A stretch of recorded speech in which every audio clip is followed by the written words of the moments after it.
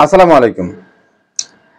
সাম্প্রতিক জম্মু কাশ্মীর এবং কাশ্মীরের পেহেলগ্রামে যে সন্ত্রাসী হামলা, সেই সন্ত্রাসী হামলার জের ধরে ভারত এবং পাকিস্তানে চরম উত্তেজনা সৃষ্টি হয়েছে।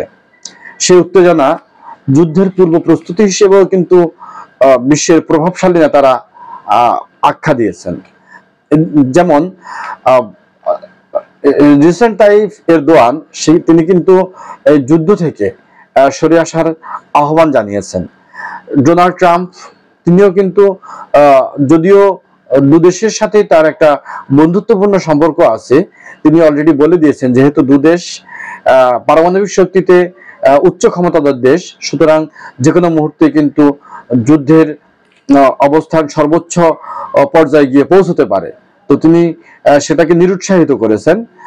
এদিকে মোদি কিন্তু বলেছেন যে এখন আর পাকিস্তান কিংবা কাশ্মীরের সীমান্ত রেখায় যে সন্ত্রাসী হামলা হয়েছে, সেই সন্ত্রাসী হামলাগুলো কিন্তু সেই সন্ত্রাসী হামলার সাথে কিন্তু পাকিস্তান জড়িত বলে তারা একাধিক সূত্র থেকে কিংবা তারা যে প্রযুক্তিগত প্রমাণ সেটা কিন্তু তারা পেয়েছে।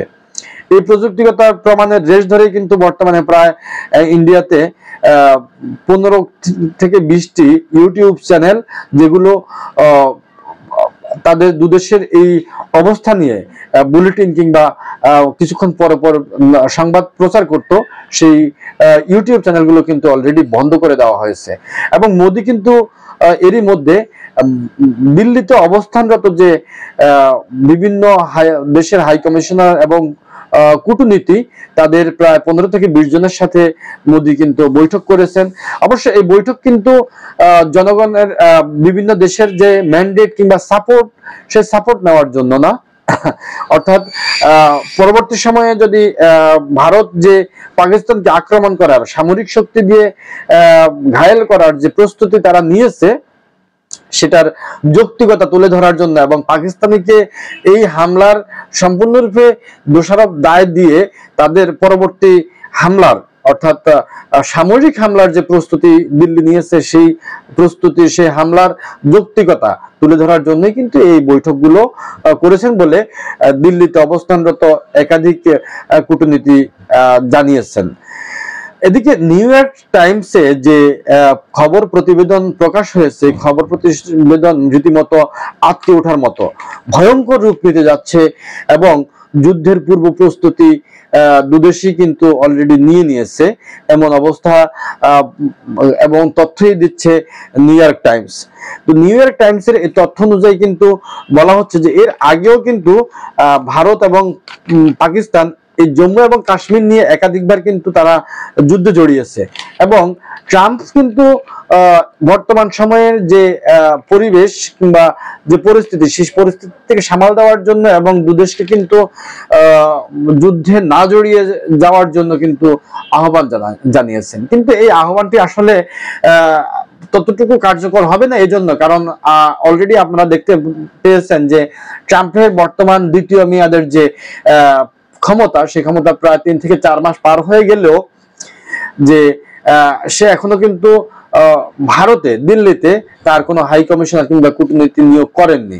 এটাকে দক্ষিণ এশিয়া তার যে সম্পর্ক, সেই সম্পর্কের অনেক নিচের স্তর হিসেবে কিন্তু রাজনীতি বিশ্লেষকরা আখ্যায়িত করেন।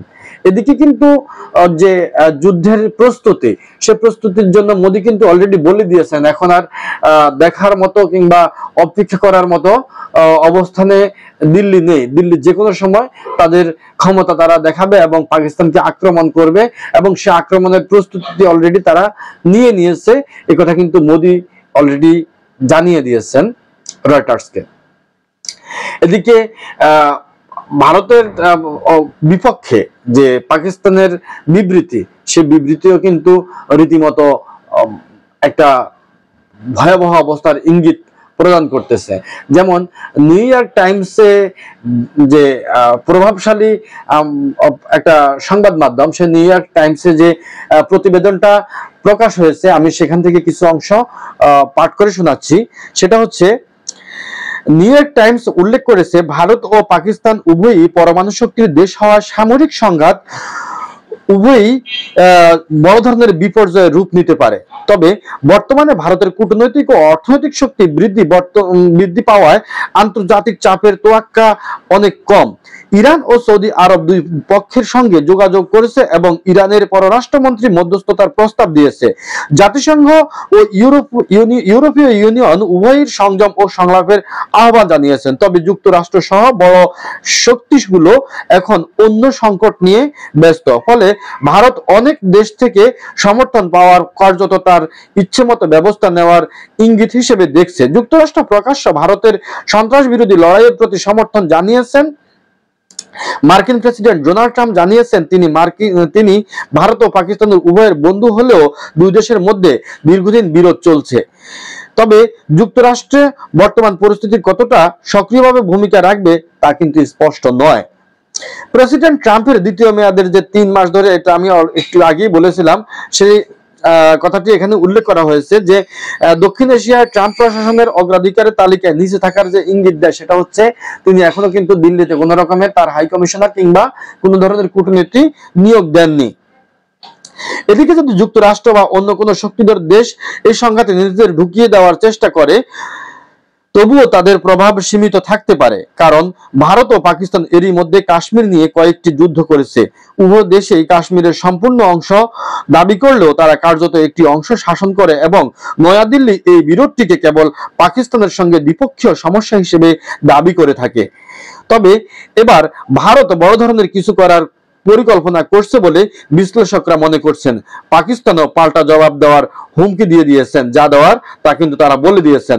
তারা বলেছেন ভারতের যে কোনো আক্রমণের সঙ্গে পাল্লা দিয়ে তারা তার চেয়ে বড় ধরনের আঘাত হানবে। প্রতিবেদনে উল্লেখ করা হয়েছে ভারতের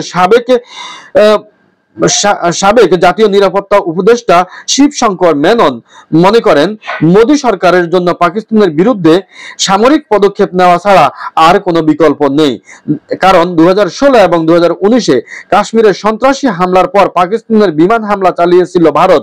মোদী সরকার এখন চাপের মধ্যে রয়েছে, কারণ তারা কাশ্মীরকে সম্প্রতি আরো নিরাপদ এবং পর্যটকদের জন্য আকর্ষণীয় একটি জায়গা হিসেবে উপস্থাপন করেছিল, অথচ সেখানে বড় ধরনের নিরাপত্তা ত্রুটি দেখা দিয়েছে। কাশ্মীর সীমান্তে ফের কিন্তু গোলাগুলি হয়েছে। কাশ্মীর সীমান্তে ফের গোলাগুলি এবং উত্তেজনা চরম আকারে পৌঁছে গিয়েছে। এখানে কিন্তু পাকিস্তানের রেলমন্ত্রী হানিফ আব্বাসী কিন্তু বলে দিয়েছেন যে আমাদের 130টি যে ক্ষেপণাস্ত্র কিংবা ব্যালিস্টিক ক্ষেপণাস্ত্র আছে সেগুলো কিন্তু দেখানোর জন্য নয়, বরং সেগুলো যে কোনো মুহূর্তে ভারতের দিকে ছোড়ার জন্যই সেগুলো কিন্তু প্রস্তুত করা হয়েছে।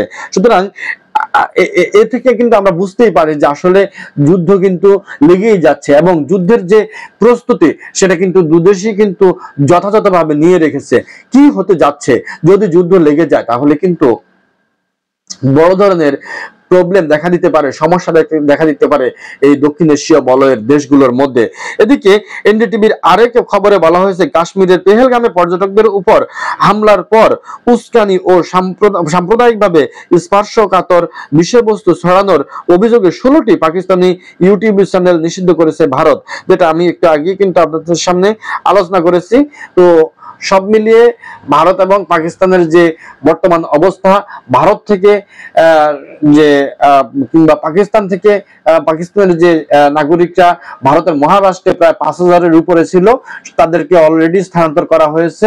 তারা কিছু সীমান্ত দিয়ে এবং কিছু যেহেতু সরাসরি ফ্লাইট নেই সেহেতু অন্য দেশের ট্রানজিট নিয়ে তারা কিন্তু অলরেডি পাকিস্তানে চলে গিয়েছে এবং পাকিস্তানে ভারতের যে নাগরিকরা ছিল তারাও কিন্তু পাকিস্তান অলরেডি ত্যাগ করে ফেলেছে। সুতরাং যুদ্ধের দামামা কিন্তু বেজেই চলেছে। আমরা বুঝতে পারছি বিপদ কিন্তু আসন্ন, অনেক বড় ধরনের কোনো বিপদ ঘটতে যাচ্ছে এবং পাকিস্তান এবং ভারত অলরেডি কিন্তু যুদ্ধের জন্য মুখোমুখি অবস্থানে রয়েছে। দেখা যাক কি হয়, পরবর্তী যে খবর আসবে আমাদের কাছে আমরা আপনাদের মাধ্যমে সেটা তুলে ধরবো।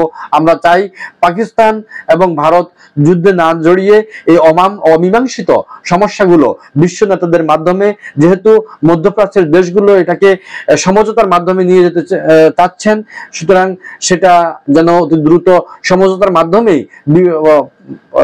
সম্পূর্ণ হয়ে বিশ্ব শান্তি প্রতিষ্ঠিত হয় এবং দেশের মধ্যে এই বৈরিত সম্পর্ক দুই দেশের দিকেই যেন যার যার সীমান্তের শেষে চলে যায়, আমরা এমনটাই আশা করছি। কারণ আমরা সবসময় চাই এভরিহোয়ার পিস, শান্তি। আমরা চাই যুদ্ধ না হোক, আমরা চাই নো ওয়ার, ওনলি পিস। এটাই আমাদের কামনা। ধন্যবাদ সবাইকে। আসসালামু আলাইকুম।